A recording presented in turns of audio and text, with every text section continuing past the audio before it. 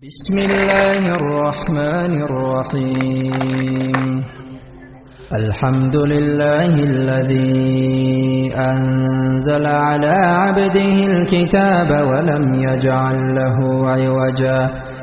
قيما لينذر بأسا شديدا من لدنه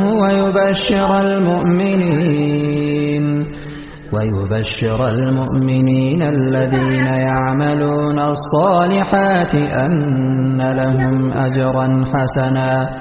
ماكثين فيه أبدا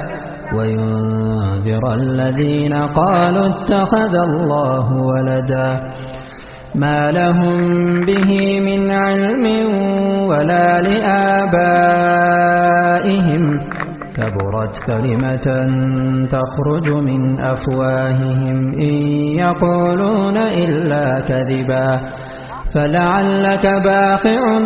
نفسك على آثارهم إن لم يؤمنوا بهذا الحديث أسفا إنا جعلنا ما على الأرض زينة لها لنبلوهم أيهم أحسن عملا